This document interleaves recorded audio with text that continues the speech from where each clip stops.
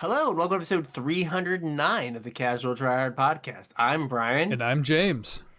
And this week we're going to start talking about Aether Drift cards. Yeah, do a little bit of card by card stuff. Seems like that's all we do anymore is card by card stuff. That's all right though. I like doing it. We're gonna have 6 sets this year. Soon we're gonna be talking about Cloud Strife, like saddling a chocobo. And then it's gonna crew an airship, and going to attack your Sephiroth Planeswalker. Oh yeah, It's gonna be amazing. Wild. So we're gonna try to get through as many cards as we can today. We'll get through an hour's worth of cards. An hour's worth of cards, and then so if when we're done, you're like, hey, I hope they talk about fill in the blank card next week. Yeah. Reach out to us on social media, Facebook, Discord, X, Blue Sky, and even email. All those links are in the description below. Yeah, reach out, let us know what you think. And like Brian said, if there's anything in particular you want to make sure we talk about, hit us up. If you want to support us, there's 2 ways you can do that. The first is with our TCG player affiliate link, CasualTryHard.com/TCG. Surf on over there using that link, and anything you purchase will help to support the show. We would appreciate it. It doesn't cost you anything extra. The other way you can support us is via Patreon, patreon.com/CasualTryHardMTG. Chip a couple bucks in, you get access to our show notes, so you get a sneak peek about what the upcoming episode's going to be about, and you also get about another hour's worth of content out of us every week in the form of our unshow. We're old, our equipment sometimes doesn't work, and we got to catch up. So we do that and record it. Never know what we're going to talk about. We talked about Magic Finance today. We Something we haven't talked about in a long time. We went deep. Yep. But we don't write anything down. It's kind of whatever happens, happens. Whatever happens in the unshow stays in the unshow, I guess. And we also don't edit it, so you get all the weirdness that comes with an unedited show. But if any of that sounds good to you, or if you just want to support the show, like I said, patreon.com/CasualTryHardMTG, and chip a couple bucks in. We'd appreciate it. Yeah. So, got anything before we get right into this? I don't think so. So we're gonna start working our way through the cards for Aether Drift. Yep. Starting in white. Yeah. First card we have here is Alacrian Armory. 3 and a white for an artifact. Creatures you control get +0/+1 and have vigilance. And at the beginning of combat on your turn, beginning of combat, that's an important distinction. Choose up to 1 target mount or vehicle you control. Until end of turn, that permanent becomes saddled if it's a mount and becomes an artifact creature if it's a vehicle. The reason beginning of combat's important is because then you can attack with it. Yes. So it's like the Toolcraft Exemplar timing. Mm-hmm. So, I guess we have to be explain the whole, I would like to go to the beginning of combat. First, I'd like to go to combat. Right. So if you say I'd like to go to combat, you're shortcutting to declare attackers. Mm-hmm. And I would like to go to the beginning of combat allows you to crew and then attack. So you get to wait a little bit longer. Yeah, it doesn't always super matter. True. It did in particular with Toolcraft Exemplar, and it might with this card also, which is why I pointed it out. Yeah, but it might just in if you want to crew a vehicle, but wait for as long as humanly possible. Mm-hmm. Right. I guess for the most correct way to do it is to do it at your beginning of combat. Right. But there's not a huge difference between I'm going to crew this in my main phase and then go to combat. Right. Right. Then I'm going to crew this at my beginning of combat. Mm-hmm. So there's a couple cards that do something similar to this. Mm-hmm. That I've kind of put in my head in the we don't need no stinking crew costs. Yeah. And we're gonna talk about some of them, and they have different things going on. But right, in this set, they didn't have any of the vehicles where they balanced them, or they were like a low casting cost, Yeah. absurd crew cost. Like, so the last two we've had, what was the dreadnought? Consulate Dreadnought.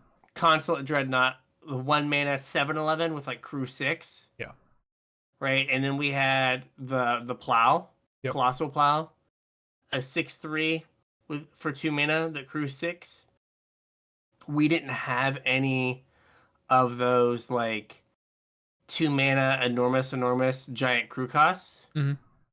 But like they put so many like ways to cheat crew costs. Yeah. Like going forward, that might be something to like keep an eye out for in like future sets. If they're just like, here's this dumb like vehicle that is cheap and enormous, but we like put a crew cost of 50 on it. It's like, well, here's a bunch of cards that don't care. Yeah. The reason for that might be because there's like Muraganda cards here. When you're that are enormous. Yeah, when you're on a plane of just vanilla creatures, really the only two knobs that you can turn are power and toughness up and casting cost down, which is kind of a dangerous place to be in a set that you're trying to balance with crew costs. Yeah, fair, because like you can kind of get around that with those in the set. Yeah. But there's also like 2 uncommons, a rare, and a mythic that all cheat crew costs. Yeah. So maybe they're like, we're just gonna cheat crew costs this set, so we don't want to like balance we don't want another consulate dreadnought. Yeah. But just going forward, like keep an eye out for like vehicles that have big crew costs, because there's a bunch of ways to not pay it now. Oh, you have Consulate Dreadnought in the show notes. I should look at them closer. I do. Okay, it's cool. right there. Good job. Next up, we've got Basri, Tomorrow's Champion. It is white for a human knight. It is a 2/1 legendary creature. And it has white and exert Basri. Create a 1/1 white cat creature token with lifelink. And it has cycling 2 and a white. And when you cycle this card, you cats you control gain hexproof and indestructible until end of turn. I said a whole lot of words. I think this kind of breaks down to it is an aggressively costed human. Yes. So in like Pioneer human aggro decks, this is a thing that you can do. We talked about it with the Kenlan last set, but like Mox Amber things. Yep.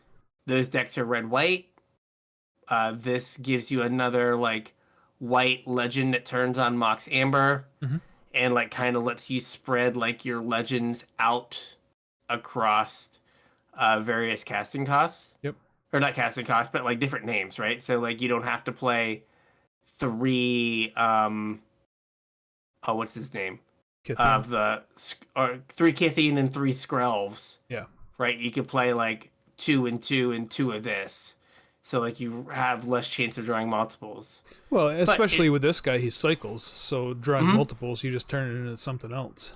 Yeah, it's not bad for this, but like with the other ones, right? Like you're like, oh, like I drew my 3rd Skrelv, like I just drew a dead card. Right. As opposed to this. And like this is way more like aggressive than Skrelv. Like you're not like toxicking someone out of the game in that deck. Right. But like another Savannah Lion with like a paragraph on it. Yeah, I don't know how much the paragraph matters. Like I said, the cycling like might actually matter in that particular case. I don't know that the cat's text matters at all ever. In the exert, I don't know how much that matters either. Like I guess it's when the ground is gummed up, like it's a decent thing to eventually break parity, but every other turn a 1/1 I don't think is going to make the game. I mean, it lets you get like an extra ping-in with like Arabella. Yeah. Right, like it gives you an extra body for that. That's true. if you don't have a good attack. Yeah. But you're right. Like, it might just be a Savannah Lions with trinket text. Yeah. But it is just as an additional legend for those decks, and like a human, like is it recruitment officer?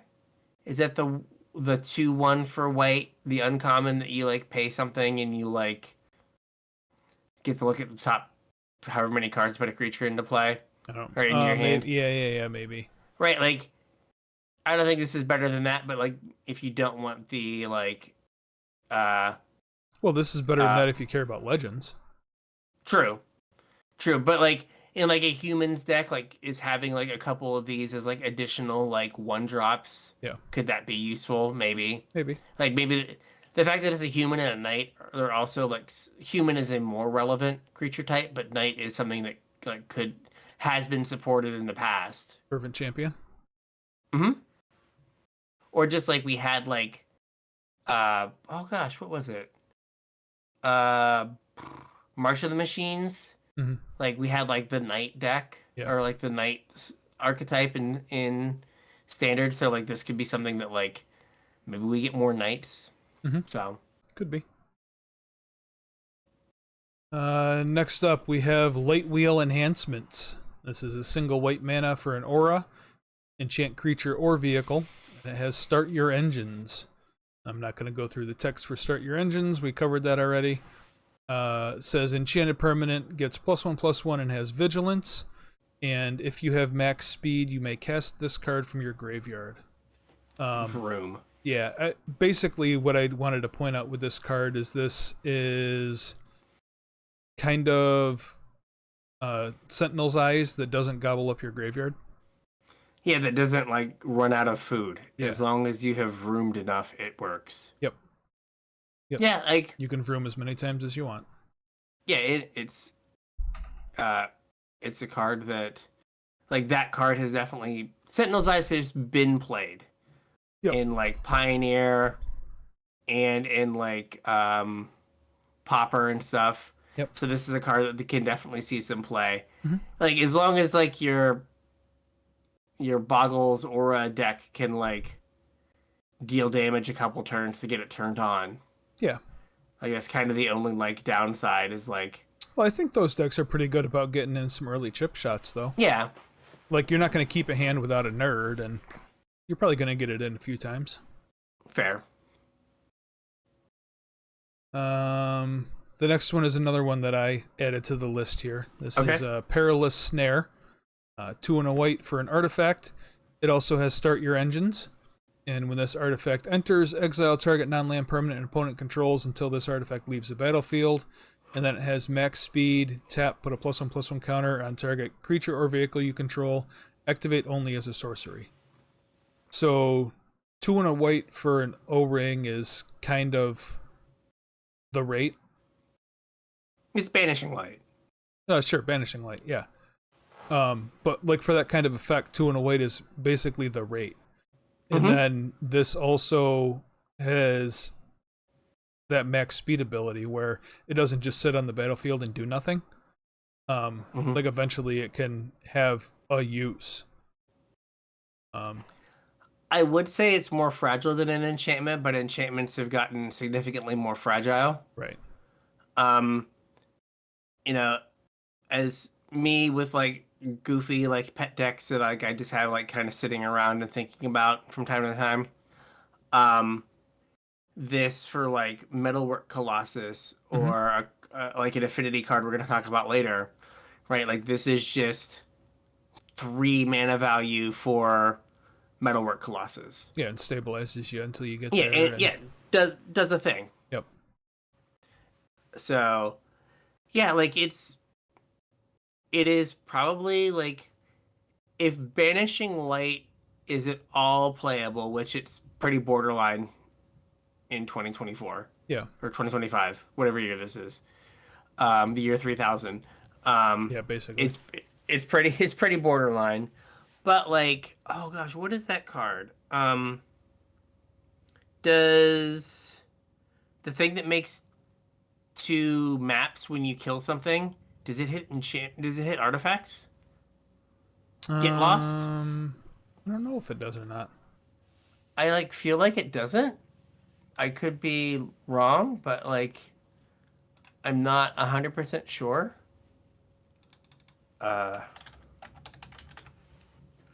Creature, enchantment, or planeswalker. Yeah, so this gets around Perilous Snare gets around that. Yep. If that matters at all. So if you're I want a Banishing Light, this is probably a better Banishing Light if you're not worried about artifact removal. Well, or you're worried about enchantment removal. Yeah, I mean, kind of what I was thinking was we have recently had Skyclave Apparition. And what was the other one? The 3-mana 3/3? Anointer. Brutal Cathar? The 2/2? Oh, there was Brutal Cathar. There was a 3/3 also. I thought it was Anointed Champion or Anointer. I don't know. Werefox Bodyguard. Yeah, that's not the one I was thinking of and either. There's Anointed Peacekeeper. Oh, maybe. Yeah, that's different. But that's the one I was thinking of, but it's different. Yeah, but we those are they kind of the all hover ship. Oh yeah, the hover ship. Yep. The hover ship is close to this, I guess. But those are all in the same bucket of cards as this. They're creatures, so they have extra utility, but are also more vulnerable. And this kind of splits that difference, where it's less vulnerable than a creature, but doesn't have as much utility, I guess. It's not a 2-for-1. Yeah. And two of them that do that, Brutal Cathar and Werefox Bodyguard. Yep.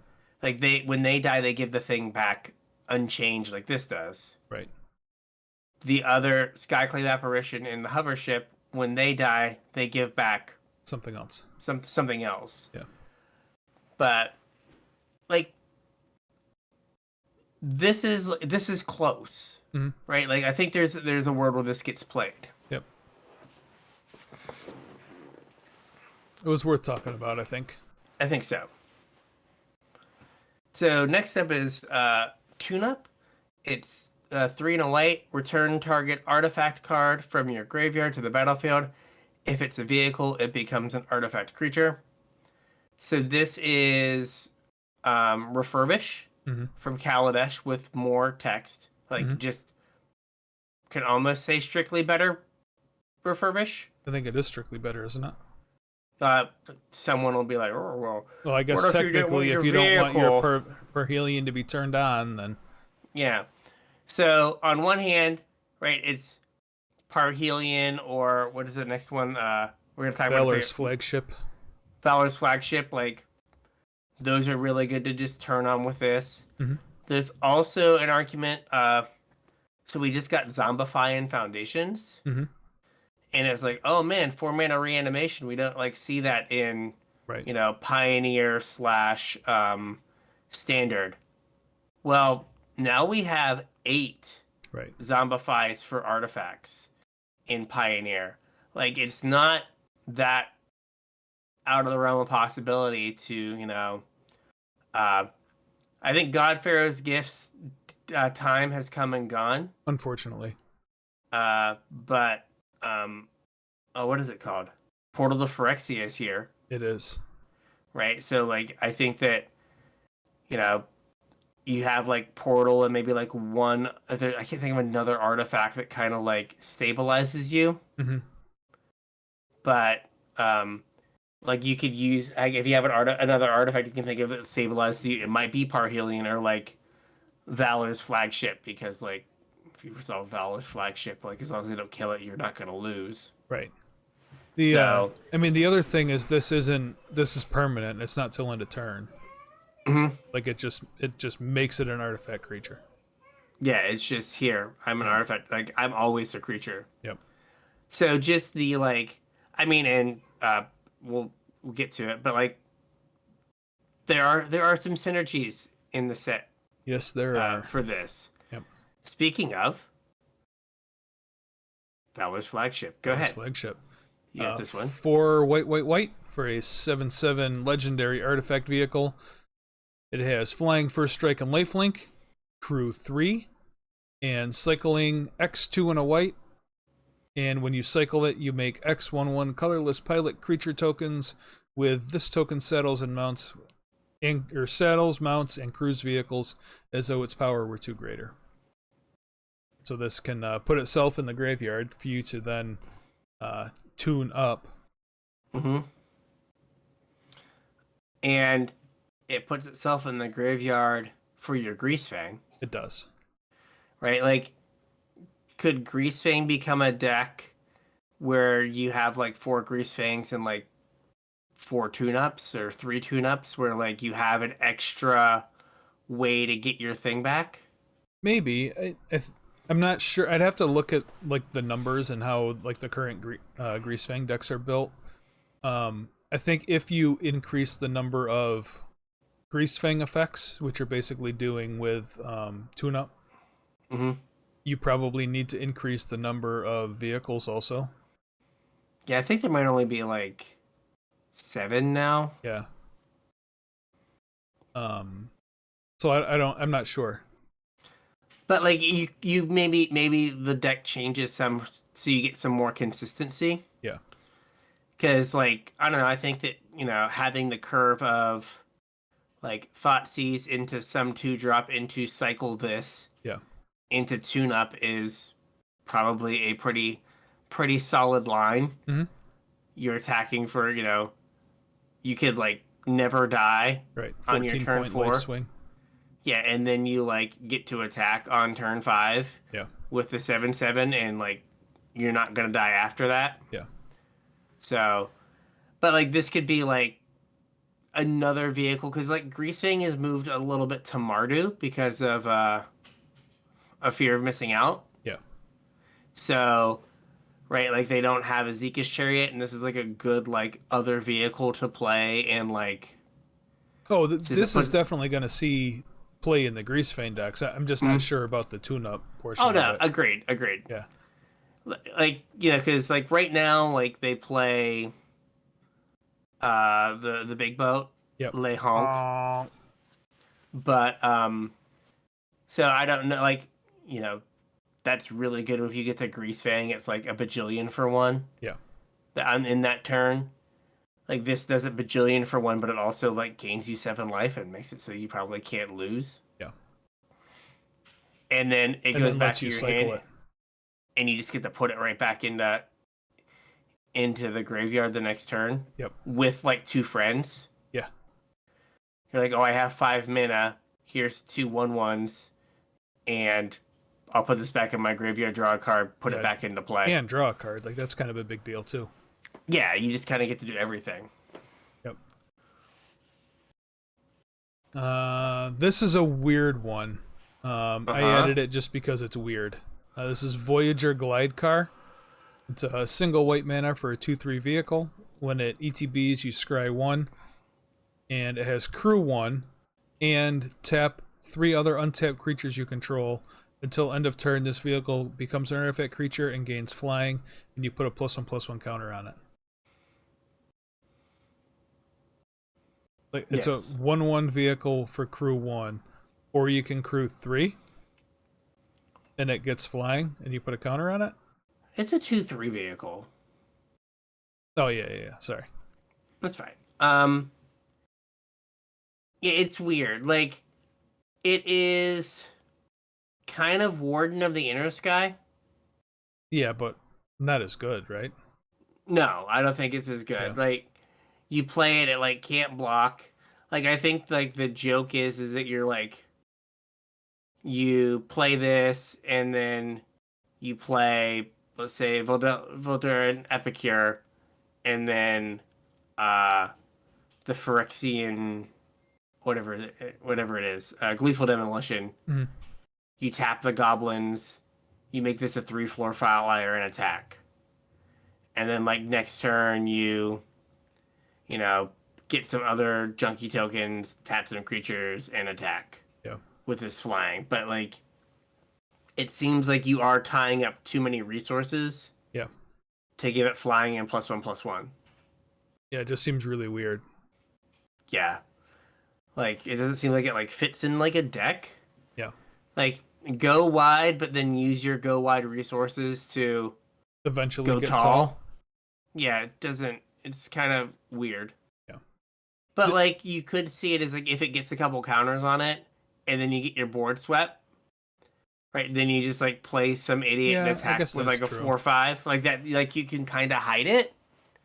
Yeah, and but, like if you were, I guess it is a little bit of board protection if you're really wide, because you can use that ability multiple times a turn too for like sweeper protection. Yeah, but I don't know. Well, no, that doesn't even save you from a sweeper because then it gets swept up. I don't know. It's strange. It is. That's all of white, unless there was any white cards that I missed. I agree. That is all of white. Right. Moving on to blue, we have Mindspring Merfolk. It is a single mana for a 1/1 fish, Merfolk wizard, and it has exhaust. X blue, draw X cards, put a +1/+1 counter on each Merfolk you control. So it's Brainstorm on legs once. Not brain. Yeah. Is it Mind Spring? Oh, it's Brainstorm. X blue. Brain Geyser. Brain Geyser. Brain fart. Brain Geyser. Yeah, Brain Geyser. So, a few things to think about that I hadn't thought about. It's blue tap. Give all your Merfolk +1/+1. Yeah, you only get to do that once though. Yeah, but it's kind of their counter, so it's kind of like a weird Merfolk Lord. Like you don't have to like draw the cards. Yep.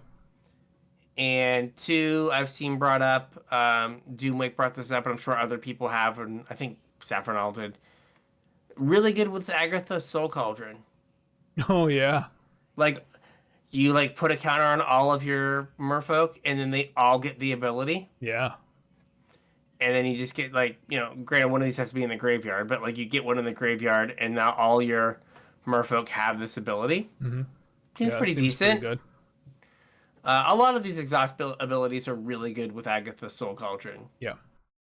Right, because it's like, hey, this is really powerful. We only want you to do it once. Yep. Unless you have 3 creatures with counters on them, and then 3 times. Right. And then we're cutting you off. But I did like the you like have like 4 or 5 Merfolk, and you're just like blue tap, put a bunch of counters on them, attack. So it's like a sneaky extra lord. Yeah, I hadn't really thought of it as like comparing it to a lord, but no, that definitely seems good. Like my thought was like in fish or like in we don't call them tribal decks anymore, right? Kindred decks. Kindred decks, yeah. Like one of the issues that you have is running out of gas because like your nerds are all small and it's pretty easy to run out of gas. That's why like Elves plays lead the Stampede, just fills your hand back up. So I was thinking more of this in fish where, you play all your gas out and then, like you said, you tap 5 mana and refill again. I think you kind of get to do both. Yeah. Right? Like you can if you're like applying pressure in the early game, right? You're like, okay, like maybe you'll get a card, but I'll put like an extra 4 power on the board. Yeah.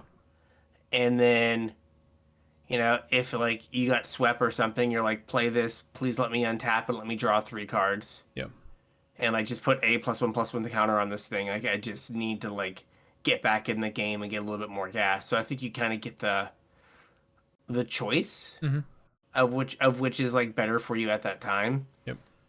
So it's good to have that flexibility. Absolutely. It's not like they're like X can't be 0 or something. Yeah. So it can be like kind of cheap to do. All right. Let you take the wheel for this one. So Repurposing Bay, 2 and a blue for an artifact. It's got 2 tap, sacrifice another artifact, search your library for an artifact with mana value equal to 1 plus the sacrifice artifact's mana value. Put that card onto the battlefield and then shuffle. Activate only as a sorcery. So we've not had an artifact birthing pod or like kind of any kind of artifact thing that does this, like, we have Enigmatic Incarnation that, does like a sack a thing, get a thing for enchantments. We have Birthing Pod. We have whatever, was it Birthing Ritual? Is that what the MH3 card is? I don't remember. It's like look at the top 7, and then like if you find a creature that you want, and then you can sack your creature kind of deal. Yeah. We don't have one of them for artifacts. So now we do. Like 2 mana is a lot. Like it's not like you're going to like go off with this, but just kind of having access to your deck is always a good thing. The way you typically go off with these kind of cards is you untap them. Right. I think there's like Corridor Monitor, and then there's like some like Urza something or other that at the end of your turn you untap target artifact. Yeah, there was a whole, like when we had what was that blue-green creature? Vanifair. There was like a whole string of cards like to get you to where you had to get. Yeah, but Vanifair was like free. Yeah. So like we're kind of in this weird like, oh, this isn't free, how are you gonna get the mana? Yeah. But like Simulacrum Synthesizer.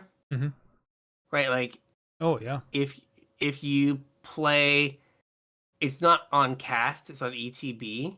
So like if you can use this to go get a 3-drop, you'll trigger Simulacrum Synthesizer. Yep. Right, so you can like kind of work your way up the you can like even for like value, like take your 2-drop, turn it into a Simulacrum Synthesizer, then on turn 4 play another 2-drop. Yeah. Turn it into Simulacrum Synthesizer. Now you're like, you make a thing, and then the next turn you get to do something similar, right? Like you have, Prophetic Prisms or something along those lines. But like, I don't think there's a way to like go off. But this is also one that like, I would not put past them printing some way to go off. Yeah. And I guess like Zerta, though not an artifact, does reduce this to 1. It does. So if there was like some way for you to like untap it multiple times, where like you could go through like 4 mana and get there. Yeah. And like do something. All right. Next one we have is River Churn Monument. 1 and a blue for an artifact. Pay 1 and tap it. Any number of target players each mill 2 cards. And it has exhaust for 2 blue. Any number of players each mill cards equal to the number of cards in their graveyard. I hate mill cards. I am not a fan of mill. The only reason I put this on here is because I think this is going to be an expensive card. While people, all the mill nerds are trying to brew around this.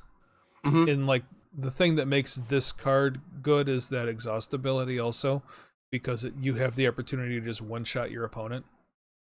And it doesn't take that much to one-shot them. Yeah. So with like things with like Fraying Sanity. Yeah. Or like Bruvek. Yeah. Or something where you're like, okay, I'm going to mill. You have 10 cards. I'm going to like mill you another 10, and then Fraying Sanity is going to make it so I mill you, 20. Right. More. So like, hey, I've got through a huge chunk of your deck with this one card. Yep.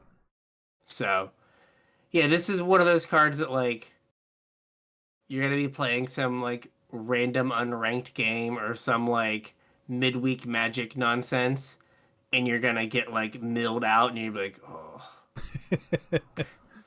It's like the frustrating part is you're like, I know this isn't good. Yeah. Why am I losing to this? Well, I mean, that's the problem with mill, is it just makes you feel awful for losing to it. Yes. Why did this happen to me? Yeah. So. All right. The next one's a fun one to talk about. You got this one. Okay. This is a Scrounging Skyray. 1 and a blue for a 1/2 fish pirate, even though he's clearly not a fish. Yeah, I don't know. Maybe he's a flying fish? I don't know. He's a ray, right? I guess. Yeah. Skyray. Yeah. I don't know. Anyway, he has flying, and whenever you discard one or more cards, put that many +1/+1 counters on this creature, and it has cycling for 2. So this is a flying, flourishing fox. Mm-hmm. Evasion is a big deal. Very big deal. And like I like what they did in this set by when we had cycling before, all of the payoffs, or most of them, were like when you cycle a card, do a thing. Right. And here they've made it when you discard a card. Right. So it just kind of opens up more of what these cards can do. Mm-hmm. And like, you know, what decks they can be in or whatever.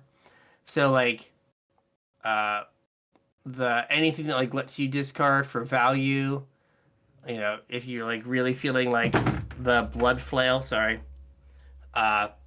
like the blood flail that's like discard a card and equip it. Yeah. Or again, older format zombie infestation, which has been a pet card. I think I've mentioned it like 2 weeks in a row now, and once in the unshow, just really in on it, driving the point home. We have a red version of this, like the red flourishing fox we're gonna get to. Yeah, we'll talk about that. But like there's Faithless Looting in Modern. There's Hollow One in Modern. Yeah, I was kind of trying to keep this on color. So Fair. I was thinking of things to do with that were like blue and not necessarily... I think red is a natural fit here. But maybe going back a little bit further, like how powerful can we make this thing? Is this playable alongside like Careful Study or Breakthrough? I thought about Careful Study, like Breakthrough, yeah, you just get to like make it enormous. Yeah. I mean, you're like super all in. Yeah. But I mean, it does pitch to Force of Will and Force of Negation, which is like always the like the default. Well, it's blue, it does the thing. Right. I mean, maybe like there is a card. I think there's a card that randomly goes infinite. Like if you go to your cleanup step with like cards in hand, like over 8, you like. Oh, it's Ophidian in the new red guide. Never mind. Oh. Not Ophidian.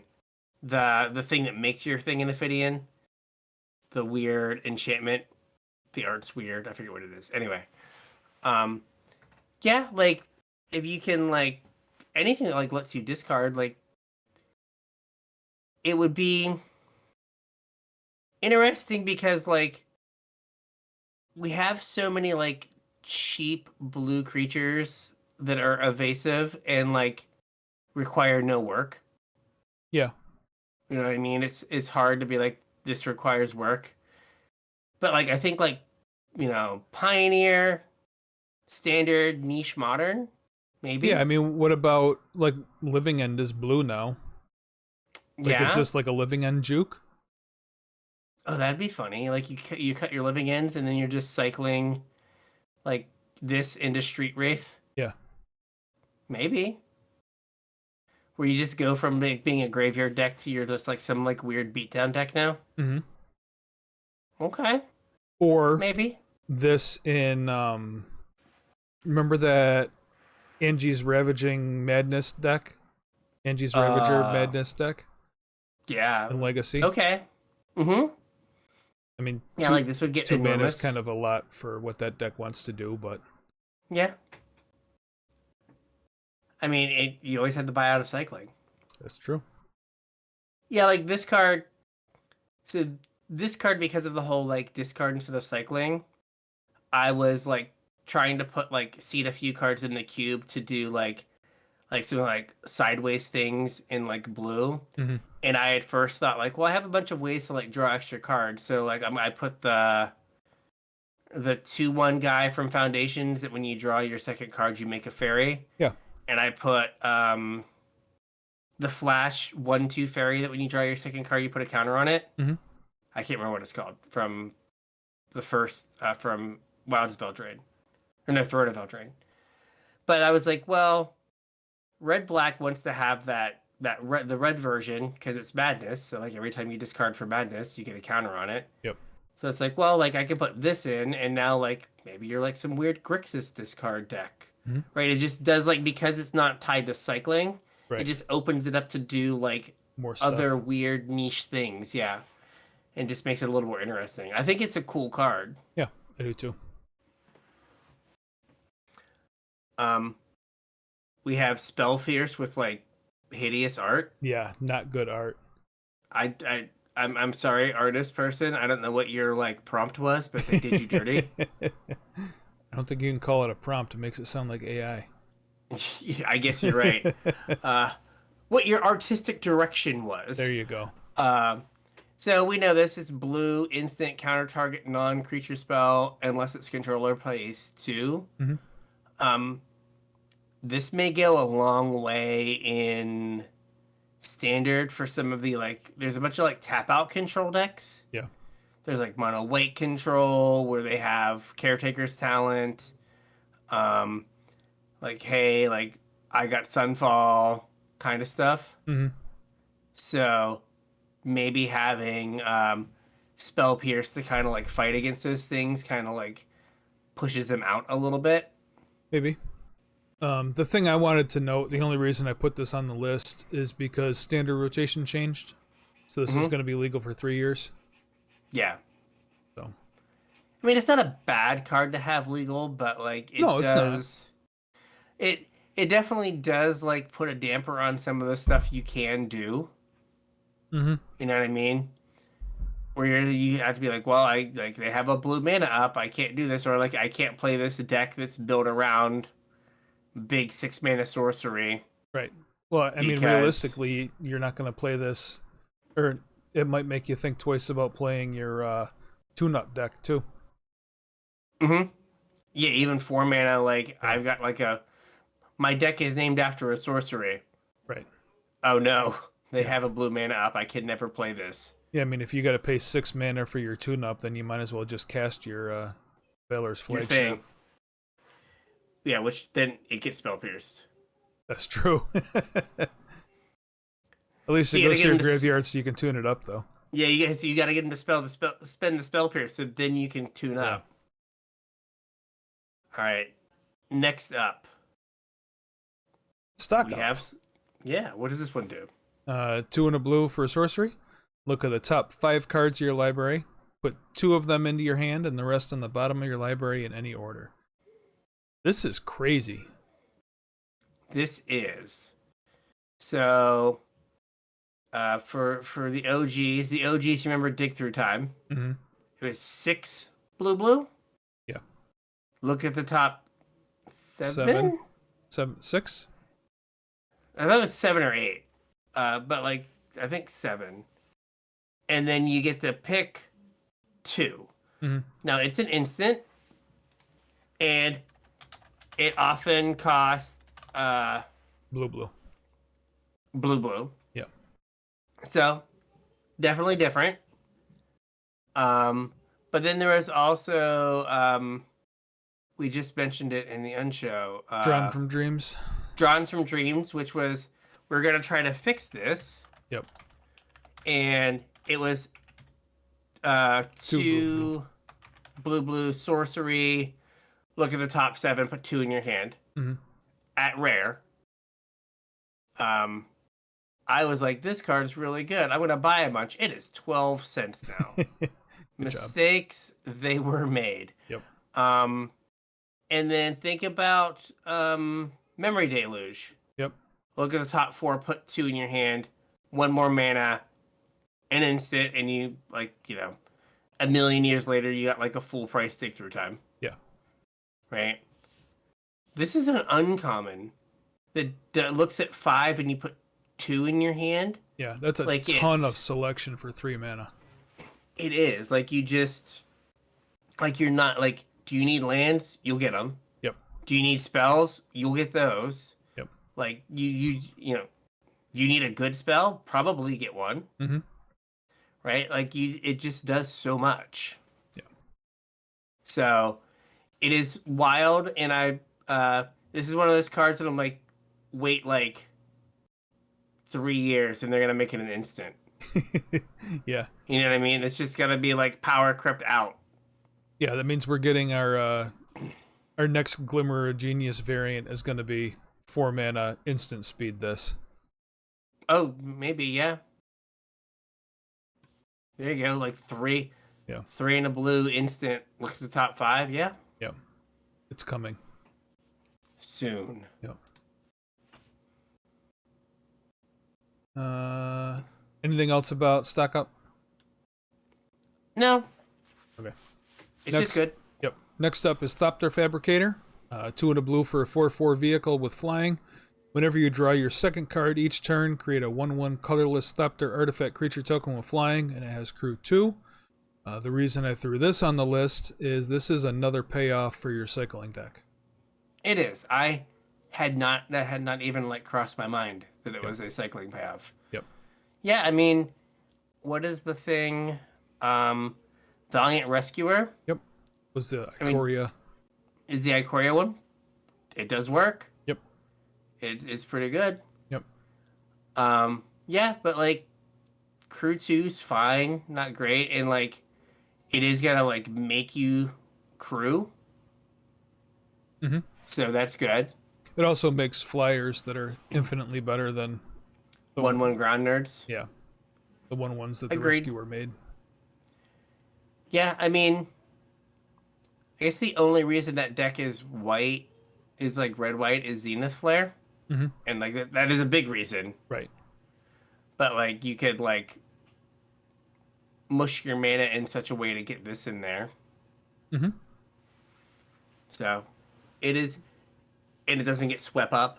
Well, like, I think the starfish, not starfish, the scrounging sky ray is a reason to be blue also. Yeah. Like not just this. Fair. Definitely could be a blue variant of that deck though. Mm-hmm. And then we have Transit Mage. This is also some wild art. Finding the guitar for the guy from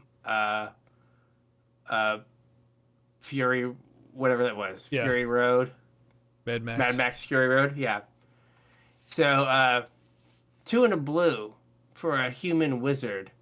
When this creature, it's a 2/2. When this creature enters, you may search your library for an artifact card with mana value 4 or 5, reveal it, put it into your hand, then shuffle. I'm sure there is an audience of people that are super excited that we have like Trinket, Treasure, Trophy, Transit, and then there's one bigger. Okay. So we now have from 0 to Big. 6 or greater covered. Yeah. Is that the only reason they printed this card? I think. Oh, so there wasn't something like specific that we were supposed to get with this? That was my question. I didn't know if there was like a card that's like, oh yeah, that's why this is here, because you're going to go get this thing. I don't think. I am not sure. I guess you can get the Aether Spark. Yes, you can. So, like that is the thing you go get. Yep. I don't see anything. Tribute is the 2 mana one. Okay. It's Trinket is 0/1, Tribute is 2, Trophy is 3, Transit is 4 or 5, Treasure Mage is 6. It feels like they were like, we want to finish this stupid cycle. We have 0 or 1, 2, 3, 6 or greater. Just throw 4 and 5 on this and call it good. We don't want to like print 4. Yeah, and then have to do another one. Have to do 5 because we're running out of T words. Yeah.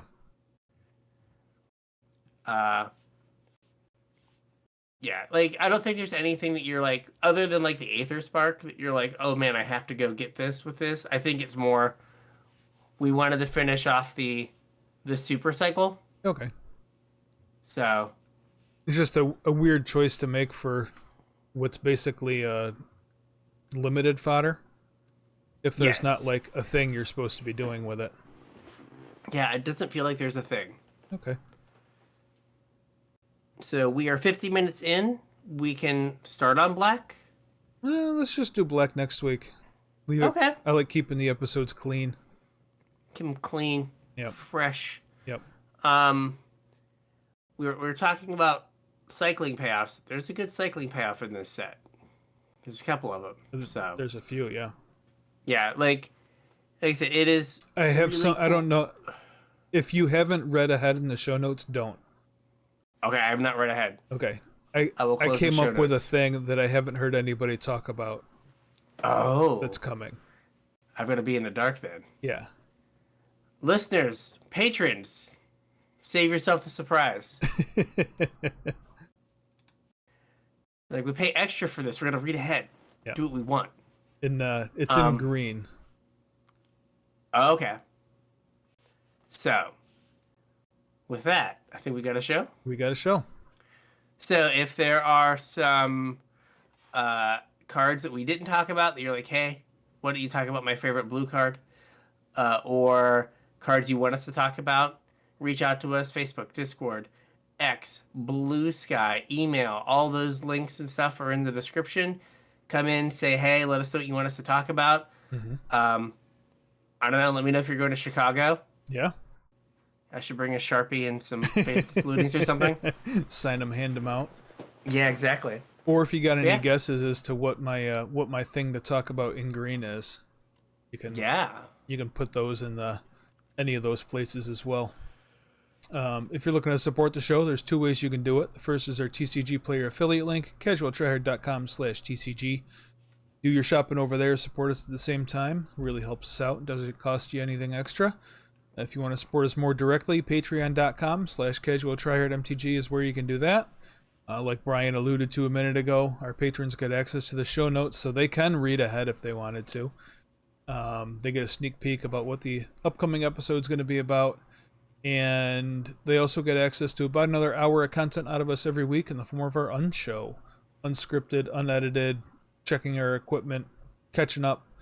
We never know what we're going to talk about, and we send it right out to our patrons. So if either of those sound good, or if you just want to support the show, Patreon.com/CasualTryHardMTG. Chip a couple bucks in, you can help us out. Yeah. So with that, we'll catch you on the internets. We'll catch you on the internets.